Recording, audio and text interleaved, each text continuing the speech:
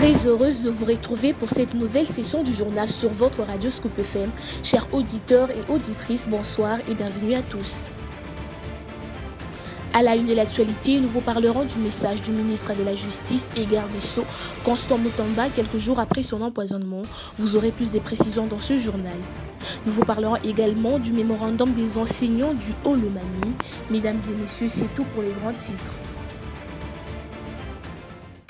Débutant cette édition par le président du Sénat, Jean-Michel Samalukonde Kenge, a dans son discours ce lundi 16 septembre 2024, lors de l'ouverture de la session ordinaire de septembre, dénoncé le complot international à l'endroit de la RDC à cause de ses richesses du sol et du sous-sol. Écoutez l'honorable Jean-Michel Sama dans cet extrait choisi par votre rédaction. Depuis son accession à l'indépendance, notre pays est la cible d'un complot international insidieux, nourri par les richesses inestimables que regorge notre sol et sous-sol. Cette bénédiction naturelle a malheureusement engendré une spirale de conflits et d'insécurité qui ressurgit à chaque étape cruciale de notre évolution politique. Nous ne pouvons ignorer ni minimiser l'implication promonte de certaines multinationales d'une part et de certains pays voisins d'autre part, qui apportent leur soutien financier, logistique ou militaire aux groupes armés. Ces actes ignobles constituent une violation flagrante de notre souveraineté et donc une menace à la paix et à la stabilité, non seulement dans la sous-région des Grands Lacs, mais également de l'Afrique tout entière.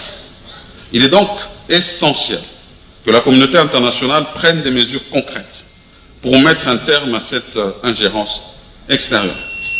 Nous exigeons des sanctions appropriées à l'encontre des responsables des crimes d'agression, des crimes de guerre, des crimes contre l'humanité et de génocide commis en République démocratique du Congo. Ouverture de la session ordinaire de septembre ce lundi 16 septembre 2024 à la Chambre basse du Parlement, la circonscription électorale de Lubumbashi a-t-elle été impactée par les vacances parlementaires? Qu'attend-elle de cette session qui est essentiellement budgétaire? Maître Guy Cadre du parti ARP est joint au téléphone par Christian Muchampa. Je pense que la vacance parlementaire que nos députés ont bénéficié, dans la ville de Lubumbashi, personnellement, oui, ça n'engage que moi. Je vis l'honorable Cheikh Malandi, mais permettez-moi de citer son nom. Je vis l'honorable Cheikh Malandi, je l'ai vu au Fort Moulin. Il était vraiment tout près de sa base. Il a senti, on a vu même les œuvres, quand bien même un député, c'est pas lui de construire, mais les œuvres à caractère social ou sociaux, il a y à poser. Oui, on a vu quand même, il y a tant d'autres, je ne sais pas s'ils ont eu à rencontrer leur base. Quand bien même, ils sont députés élus dans la province du Haut-Katanga. Je pense que les autres, ils étaient à l'intérieur, mais c'est de la ville de Lubumbashi. Nous qui sommes ici dans la ville de Lubumbashi, on n'a pas vraiment senti la présence de nos parlementaires, de nos avocats. Bon, je pense qu'à cela les tienne, nous ne devons pas les tenir rigueur. Nous devons leur accorder peut-être la chance. C'était peut-être pour les uns ou tous les autres une façon de se positionner, de se mobiliser, je ne sais pas quoi financièrement, je ne sais pas quoi dire, mais c'est un peu ça. En ce qui concerne la rentrée parlementaire qui est consacrée au budget, vous savez, les chefs de l'État lui-même a 2 ou 3 fois qu'il a eu à s'adresser à la nation congolaise, il a reconnu le social. Regardez aujourd'hui les soldats, regardez l'Est du pays, il y a la guerre, il y a ceci, cela. Je pense qu'il doit y avoir un budget consistant, pas un budget pour l'intérêt des politiques ou des politiciens. Vous vous souviendrez, il y a un moment donné que l'honorable Vital Kamerhe avait suggéré, avait proposé que qu'on pouvait diviser les émoluments, réduire les émoluments de nos députés à 5 000, mais la majorité n'avait pas embrassé, ça avait énervé les uns tout comme les autres. Je pense qu'il doit voir, surtout si social, quand bien même c'est consacré au budget, et budgétaire, mais je pense que les députés, ils doivent voir surtout leurs promesses vis-à-vis du peuple, les sociales. Après avoir passé quelques jours en étranger dans le cadre des soins appropriés, après son empoisonnement, le ministre de la Justice et garde des Sceaux, Constant Mutamba, s'est rendu à son lieu de travail ce lundi 16 septembre où il s'est adressé à la foule venue l'accueillir spontanément. Suivez l'extrait de son message choisi par Christian Mutamba. Bonjour à tous. Bonjour. Je tiens à vous remercier. Merci.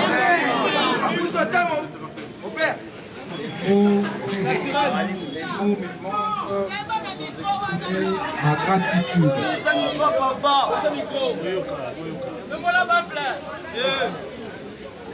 Vous êtes les mots me manquent pour vous exprimer ma gratitude.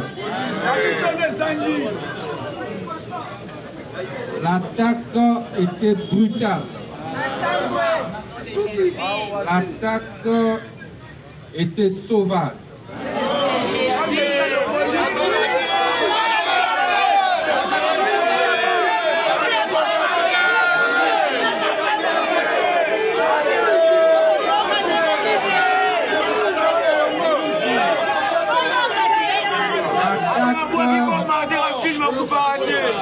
L'attaque était mortelle. Mais grâce à Dieu, grâce au soutien du chef de l'État, grâce aux multiples prières,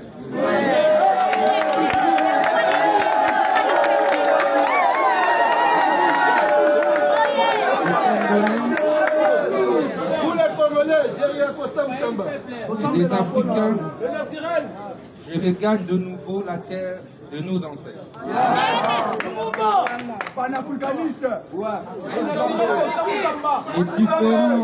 Les différents messages, les différentes mobilisations que vous avez organisées témoignent du soutien que vous apportez à la lutte noble que nous menons pour le redressement de notre justice. Parlons à présent des enseignants du secteur éducationnel au Lomami 1 ont lu un mémorandum adressé aux autorités du pays pour que toutes les promesses leur faites soient mises en application pour finalement reprendre avec les cours. L'extrait de leur mémo est choisi par Christian Mutamba. Mémorandum des enseignants du Haut-Lomami.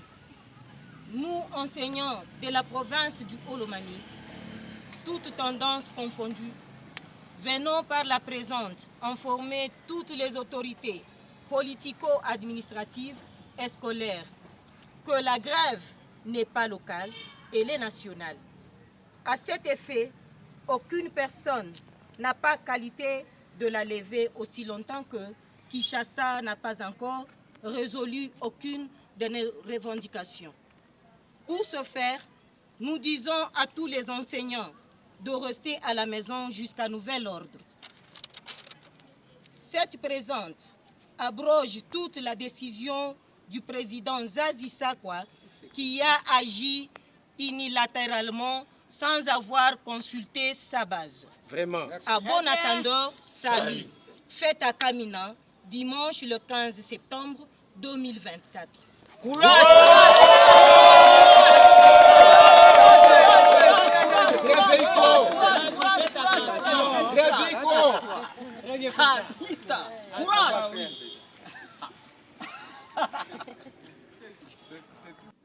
Annonce plainte contre l'ANR.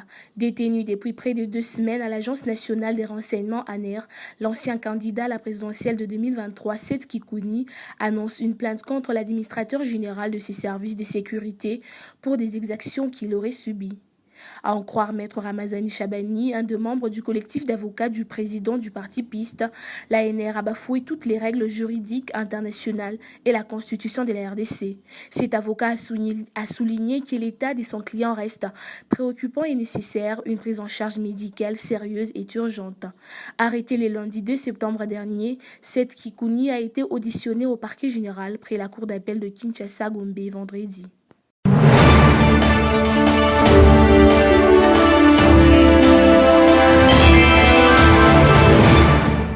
Enfin, pour finir, parlons sport. Le deuxième tour préliminaire des éliminatoires des interclubs de la CAF a été marqué ce week-end dernier par 4 rencontres où les clubs congolais ont pris part. 2 d'entre eux ont rapporté la victoire. Il s'agit du TP Mazembe et de l'AS Maniema Union. Et l'AS Vita Club et l'FC Saint-Éloi Lupopo sont tombés devant leur adversaire. Le commentaire avec Cléophas Bonza. À la conquête de la qualification à la Ligue des Champions, le TP Mazembe de Lubumbashi et l'AS Maniema Union de Kindu et les 2 autres qui recherchent les tickets pour la Coupe des Confédérations africaines de football, notamment l'AS Vita Club de Kinshasa et l'FC Saint-Éloi Lupopo de Lubumbashi, ont livré leur match ce week-end dernier. La première rencontre pour ce deuxième tour préliminaire de la Coupe de la Confédération africaine de football avait opposé l'AS Vita Club contre Stellenbosch FC à Cape Town en Afrique du Sud vendredi dernier. Les malheurs a frappé les Congolais qui sont tombés devant le club sud-africain sous une dente de 2-0. Une troisième défaite pour les hommes de Mohamed Abdeslam qui espéraient gagner la partie. Comme la première rencontre, le deuxième duel s'est soldé par une belle victoire de 2-0 en faveur des Angolais des Bravos Domakis qui se sont imposés à domicile devant l'FC Saint-Éloi Lupopo. Samedi 14 septembre, du côté de la Zambie, le stade Lévi Mwanawasa a bougé au champ des victoires du tout-puissant Anglebert Mazembe qui s'est imposé devant le Red Arrows de Dola par un score de 2-0. Les Corbeaux gardent la tête haute depuis le début de ces éliminatoires. En dernier lieu, les Verts et Noirs de Kindu ont savouré leur victoire en battant l'Atlético Petro de Luanda par un score de 2-1 au stade des Martyrs de la Pentecôte devant son public. Les hommes des Papi Kimoto ont réalisé une part de leur promesse de se procurer les tickets pour la compétition continentale. Il faut noter que la manche retour du deuxième tour préliminaire des interclubs de la CAF aura lieu le week-end prochain. Et c'est par cette note sportive qui s'achève cette édition. Merci à vous tous de l'avoir suivi. C'était grâce à Kai à la présentation, Steve Micha à la réalisation.